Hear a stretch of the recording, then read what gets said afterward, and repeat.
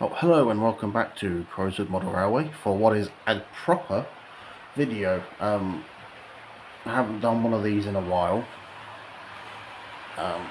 We're just sort of going into what I've done to the layout since the last video, which is, in a nutshell, I put the polystyrene down. It allows me to carve down as well as up, as I feel that was something I was lacking on the previous layout. I put fresh cork down over the whole surface to help smoothing everything out, add a bit more sound insulation and a nicer surface to work on instead of polystyrene. Polystyrene is not nice. And then the track's gone down. Been fiddling around with the track a little bit, but I'm fairly happy with how it is at the moment. It's 3 running loops, which is 1 more than I had before. In addition, I also finally have a fiddle siding. I don't have a full-blown fiddle yard. I don't really need a full-blown fiddle yard, but what I can do is I can store a train, as I've got demonstrated here with a XL&Y Class 5 242T with a short freight train. And then if I want to, I can isolate that just by clicking the point, and the train will no longer move, which allows me to potentially flip that back, like that, bring something, in this case Morgan Le Fay, out of the sheds into the head shunt behind the temporary placement of my controller, and then around, and then onto the 2 main lines fairly easily. Although at the moment there is a War Department 280 on the 4th radius curve, so I'll just put Le Fay back in.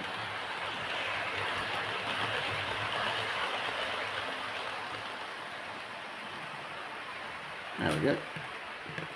And reset my points. And then, as if by magic,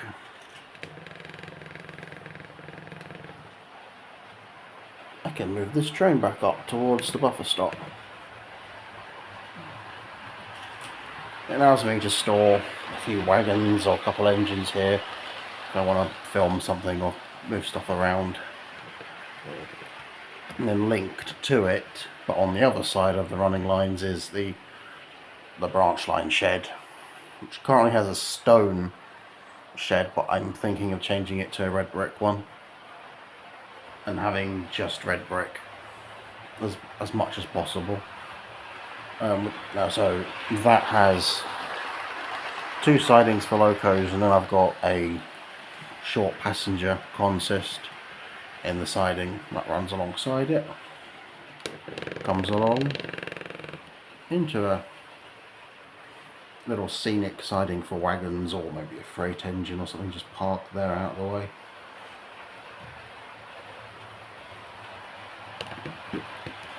But something which I do quite like is how I've got, I'm just going to stop the 9A for this and back her up.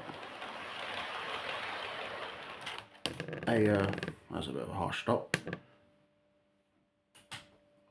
A sort of a diversionary area where the 2nd radius loop moves away from the main line, sort of takes a different route, which means I could, coming down low enough, if I have a hill area or a forested area behind where the signal box currently is, it'll allow me to hide that, and then I can obviously see it again, see the engine and the train again as it sort of leaves that area almost as if it is a branch line going off on a slightly different route, or a connecting line.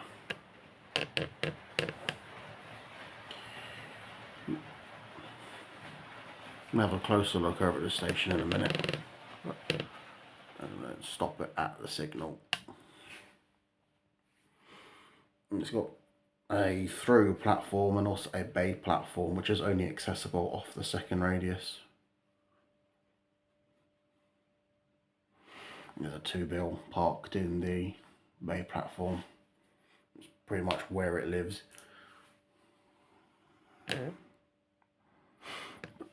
The last little area I'll show is that's on this side, is the little bit which is behind where the controller is at the moment. Right then, so this area, with me cup of tea out of the way, that's finished with now. It's quite just a simple head shunt, so I can fit a large engine in here quite easily before these points. I can flip these points. I now have access to the goods loco storage area, which has my 2 main Southern freight locos that I usually run on the main line, as I've only fitted them with rear couplings and not front couplings. That being the Bachmann C-Class and a Hornby Q1. Then you just sort of, very basic. Everything is set track because it's easier for me to work with, as I don't have the best hands. Flexi track does not agree with me. So I can demonstrate. I'll bring the Q1 out, isolate the Class 5 behind me,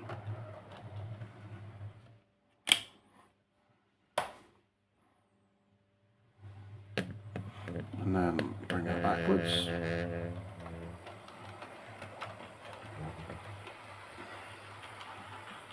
And then where she is now, it's very easy for me to pick her up, turn her around, and then either drive her on to whichever line I want her to be on, or just simply hand I've got it. It just makes taking the locos and the rolling stock, the freight, the coaches so much easier to put on and off than it was before, as this is where the station was before. I had a tree in the way, I had buildings in the way, I had the station in the way, I had a footbridge in the way.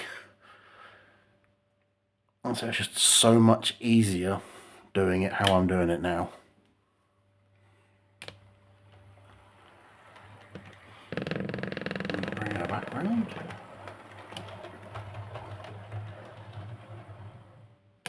So I can easily fit a loco in there.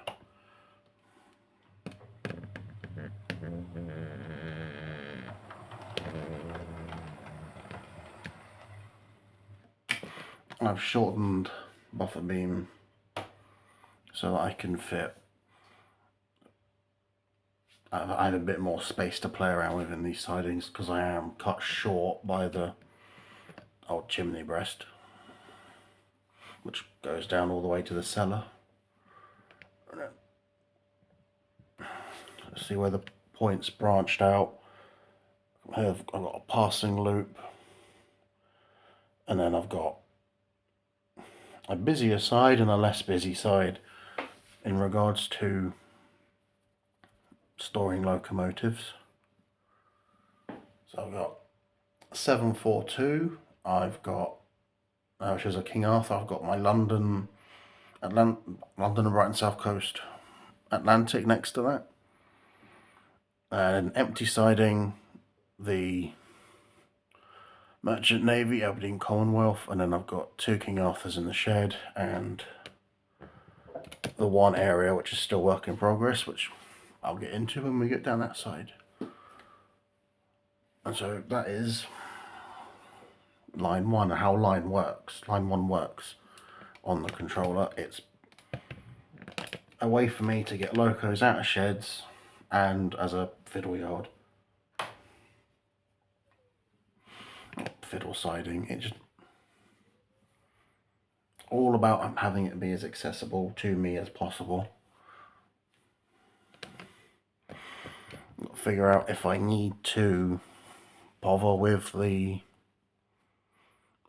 point motors or whatnot, because that's an extra expense, and they're not vital. They're nice, but I can easily go under, I can go under the layout and flick all the switches or the points over, and then have all the engines come out, and eventually the controller will be in a slightly better place so I can access it while I'm in the middle, as well as while I'm sat in my normal spot in my corner watching my trains go around the room. But let's get into the middle of the layout and have a better look at the track plans on the other side. Right then, it's a slightly better shot of the engine shed area, and what I'm debating on doing is changing siding to something else. And yes, the locomotive has changed. It's now a web coal tank on the inner loop, as the 4F decided suddenly to no longer like these sets of points. I have no idea why. Here's what I'm trying to do, go back on track, but so I've got a code 100, tried to weather it up a bit. Inspection pit, that's the word. So an idea I've got is to have another red brick double engine shed, however it'd be single line inside it, with that in it. And I can then occasionally park an engine on it as if it's being inspected. Only having it single line allows me to have space alongside it to have a crane or two and some more workmen working on the engines. So I'll come around again. Here's the point which the 4F has decided to hate. Web coal tank is a lovely run of a fantastic excuse to get it out. So if I were to have these points to go straight on rather than curved, it would sort of access the bay platform, which is, I think it's in a weird position. I might be wrong. There might have been a station somewhere which had an arrangement like this. I can't think of any. I wanted a bay platform because Old Crawley Station, which is sort of where the name Crowswood comes from, it's a rough translation from, I believe, Saxon into, or Old English into sort of a more modern English, Crowswood type thing, Crowsfield, something along those lines, into Crawley, back into Crowswood. But Crawley, had a bay platform initially, much like Stoke Station has today. There would be your two main lines with Crawley. There's two main lines going through, and I believe in a slightly different position as well to as it is today, with a bay platform. So, I do apologise, I had a bit more cough than I thought. This bay is set up for the 2 bill, or for an M7 or a H-class with 2 pull push coaches, or I guess I could have a Western pull push train with a locomotive in between two coaches. Anyway, it's not a huge bay, but it's big enough that a connecting service or a branch line service, however I wish to see it, is coming in. The train stops and then it departs, runs all the way around the loop, and stops in the through platform, and then goes back round the other way into the bay, back round the other way to here, and then back. And then I can have a shuttle service of some sort running around, albeit manually controlled by me, so I can have a bit more of an engaged passenger service rather than how I normally like to run my trains, which is just letting them run, have some music, have a cup of tea, lovely jubbly.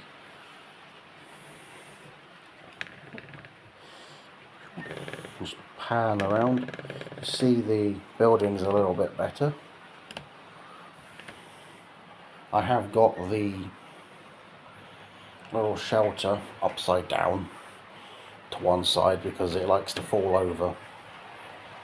So that will be eventually fixed down onto the platform itself, and then it won't fall over again.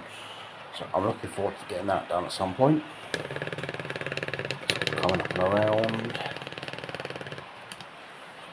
curves in, but the platform is built to fit 5 bullied or Mortsel coaches, plus a King Arthur, or at a squeeze Merchant Navy. So that's sort of the typical length train I like to run here. So the 9F with the 3X LMS and the Western Region Mark 1 brake is very much within size. Before I could only fit 4 coaches and the locomotive. So it's a little bit bigger, gives me a bit more leeway, a bit more room to do things. I want to have a road where the buses are of some sort to show what's coming in, road traffic wise. There won't be a whole lot, there'll be mostly buses, military vehicles, fire engines, that type of thing. And all along the back over there, I did say it's a little bit of a mess, but all along the back, so around where the buses are, I'd like to have the Metcalfe double track road bridge, so it's in brick, allowing road access, and hopefully a double decker will fit under it. I think it will. And then red brick retaining wall all along it, all the Metcalfe one, all the way along, and then down where that stack of buses is, I can point, where the 9F is, or was, all those buses are, again it is a mess under there. I would like to have another tunnel entrance of some sort, and then sort of mask it so it looks like that the fiddle yard line continues on in that direction. This is sort of an element that there's a bigger railway here of some sort. As for where the pillboxes are and some more road vehicles, I'm not entirely sure. I might have it built up to hide that area of the layout a little bit and to give myself almost a valley, so I've got the track. I use this here. So I've got the track running, and then I've got a embankment up and an embankment up, because I like the aesthetic of that. But have it be cliff face one side, retaining wall the other, almost as if the railways come through and carved itself through the landscape, because the hills, South Downs, were already there, and the railway's just gone, carved itself through them. So that's the idea. Hopefully it works. If I were to use the resin retaining walls, it'd be a lot more expensive. Metcalfe ones, half the fun is you get to build it yourself, and it fits in with the aesthetic a lot because I'll be using a lot of Metcalfe buildings. So the platforms will be Metcalfe because I find them easy to cut and to shape. So the weird shape of my station where you have your connecting train come in and then you've got less distance to walk, so instead of walking from here you're walking from here, so it's a bit less distance.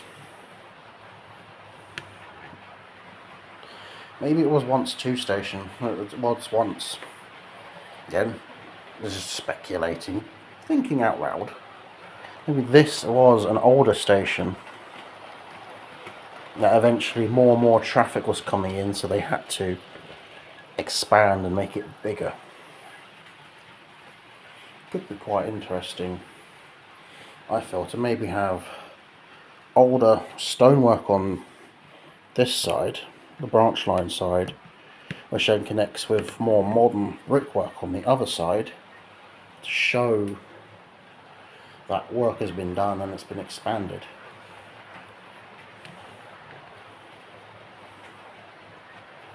So it was just it's an idea, and the reason why it's on this side of the bay is because of the connecting lines coming in are on this side, not this side.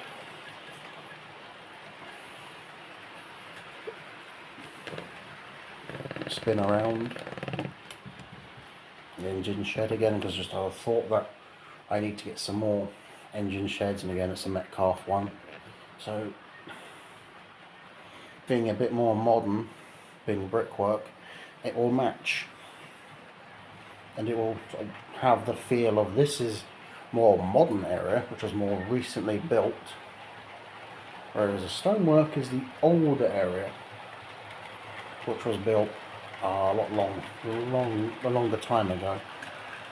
And that also can explain this great big gap here. There's two different lines coming in. I'm not sure if I'll keep the signal box there. That's yet to be seen. Now here comes the wet coal tank. That is a fantastic little engine.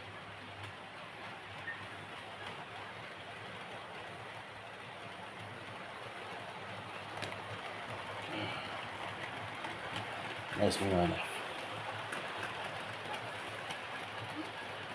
So I think that's about it, because otherwise I'm just going to ramble and go on and on and on and on, like I haven't already done that. So I think I will end it here. I have got some ideas for some other videos I'd like to make. I'm going to be a little bit busy again going forward, but hopefully I can find the time. But fingers crossed, I can make some of these videos that I like to make, and I can actually get cracking a little bit on this, although I am going to be doing some studying of sorts soon, so that's going to take up a bit of time. But I see I'm already rambling. Right, that's it. I shall see you in the next one, which will be, if I'm correct, I'd like to do a little comparison video between some different sort of models of a very similar type, all made by the same manufacturer. But yeah, until that one, it might not be. It might be in a their update. Let's see what happens. But yeah, I shall see you in the next one, and stay safe.